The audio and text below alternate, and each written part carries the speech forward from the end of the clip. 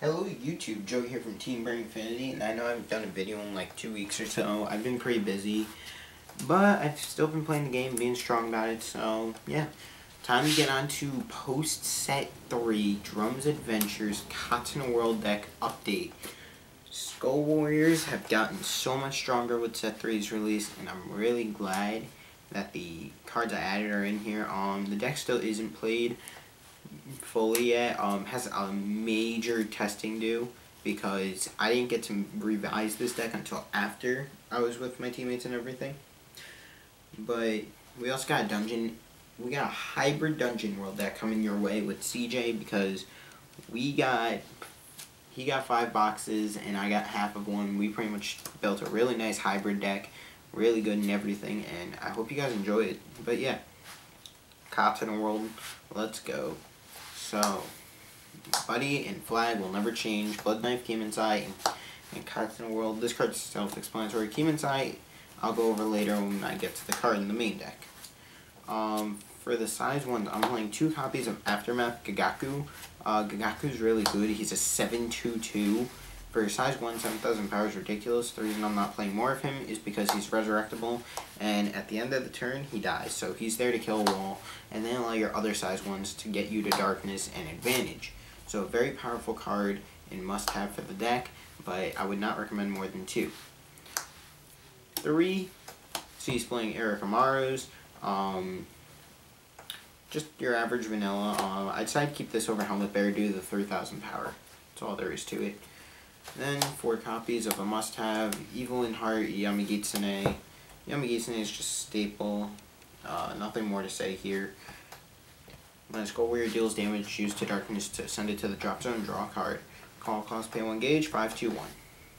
And for the Buddy, Evil in Heart, or not Evil in Heart, I just went over Yamagitsune.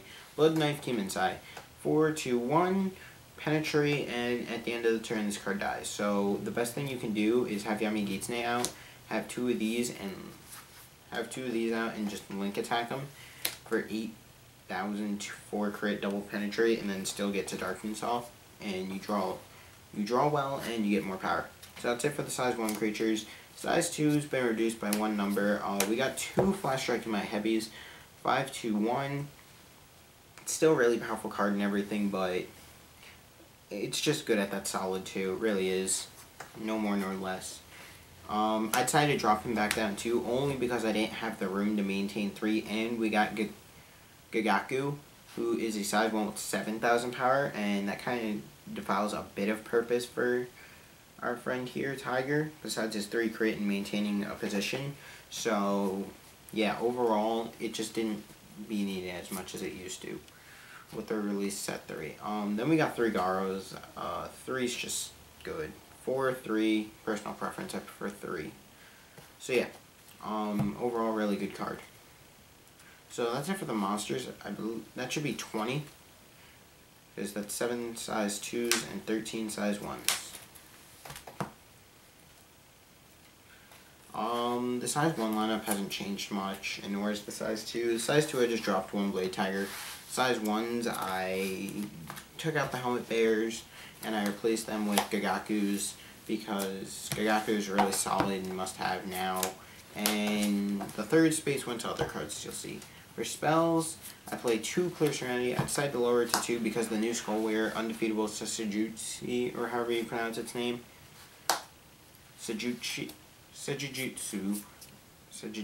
something like that. When I get them, I'm going to try and get a whole playset because it's a really powerful card. And I've been talking with my fellow man, Hunter Surge, him and I really revised our decks and everything. But yeah, talk about decks and all that strategy and whatnot. But overall, Clear Serenity is not going to be nearly as neat in Skull Warriors anymore as it is in Ninjas. So this card might actually go down to 1 or none once I get the Sejutsus and test them, because they bring just the proper amount of gauge. You don't want to go overkill by losing top cards of your deck and everything. So it might stay, it might not. There's still a lot of testing to do with that. Still playing 3 Hades Fall. Hades Fall is just a really powerful card. Set spell, cast cost, pay 1 gauge. Put a monster. Pretty much they play a monster with the same size as the monster in this card's soul. It goes boom, and they take 2 damage. Now, for Return of the Underworlds, this will not change. It's actually more needed at 4 now than ever with the reduced monster lineup. I need the constant calling, so I need to either have a monster or this card to make sure I can keep playing and not get stunted and then lose because I can't attack. For Ninja Art, Snake Glare, yes, one, or Snake Gaze, one's hollow. Cast cost, pay 1 life, and then counter rest a unit. So when they declare enter battle phase, always cast this on like the most threatening creature, or when they're about to link attack you, you can do it and then body replacement. It's just a very good card overall. And if you use this on turn 1, they can't even attack you. So you could just take 1 life instead of like 2 or 3. For Demon Wing, Epic Gary will always stay at 4 no matter what. This card is a must-have. Basically, when one of your monsters dies, you play it and then you pop one of their monsters. And 4 body replacements because Nullifier is still good, even if it is weak to link attacks. Now, here's the new card of the deck. Serge and I were talking about this and how certain combos work. And with the way the new cards happen, we kind of found out another way Skull Warriors can be played just by, instead of holding a defense, because items didn't really work before unless you were playing Katara Fuma, who was a move unit size 3, and even then it was meh, especially with our weak items we had back then. This item's really good. It's 6/3. Its cast cost is pay 1 gauge. When this card enters the field, you have to put the top 2 cards of your deck into this card's soul. And what it basically does is, when this card's in, it's a 6/3. So the really good reason this works is because before you had a weak item that didn't really do anything, or you had an item that would destroy itself at the end of the turn. This card preserves itself as long as this card is in rest, you don't have to give up a soul at the end of that turn. So let's say I was going to go for a To Darkness to the center and then go for game. But instead they nullified it, so I didn't get to. Well, I don't have to lose any soul, which prevents the destruction, because this card's main ability says at the end of your turn, if this card is in rest, you have to ditch 1 soul from it or it will die, basically. So it's really good because you can attack with it 3 times, and the fact that I'm playing 3 means I'll either be done with it by the time I use those 3 attacks, or I will have another one ready. So it's just really good. If you don't need to attack that turn, then you don't even have to, and you can just keep on for an extra turn. It baits out cards like Dragon Crush and Exorcist Stomp, Cecilia's Spell, Disarm, stuff like that. So, really powerful card and really good for the deck. Then, impacts, we still play 3 Secret Sword lethal formations. Lethal formation is still really important to the deck, as I believe this is a Katsuna World staple and always will be. So, really powerful here. We play 1 Star Crusher, 1 Shooting Star, and 1 Moonfang. All of these cards are really powerful, and they uphold some form of security for the deck. Shooting Star is a card that's pay 3 gauge. When you are being directly attacked by an item, you can activate this from within a Secret Sword card, or it has to be in the soul of a lethal formation specific. And what you do is pay 3 gauge and then counter. Destroy the item, which nullifies the attack altogether, and deal 3 damage.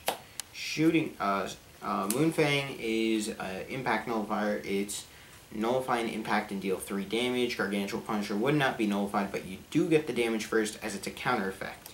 So if you're in that really 2/2 life, if they're in that 3 life range and you're about to die to Punisher and you can activate this to do it, you will win the game. Then we have the best one of all, Star Crusher. When your opponent would activate a spell, you can pay the cast cost and have, when this card's in the soul of Secret Sword lethal formation, you can activate it, counter, nullify the spell, and deal 3 damage. So all these cards are really powerful, and they help you gain control of the match slowly and bitterly, just like the rest of your deck does. Overall, this is a really powerful deck. It plays a lot of mind games with your opponent. It allows for a lot of different techniques, and allows for a lot of different things to be done. Next video, I believe I'm going to do either A, a new segment, or B, continue off one of the other segments I started. And besides that, I hope you guys enjoyed the video. Don't forget to like, comment, and subscribe. This was definitely a video I needed to post up. Set 3 came out and I got most of the stuff I need. So lots of testing is still to be done and everything. But this is my list as of right now. And I was talking to my good pal Hunter Surge, whose channel I'll leave somewhere in the description probably. So yeah, thank you for watching. Don't forget to like, comment, and subscribe. And Joey from Team Breeding Infinity signing out. Peace.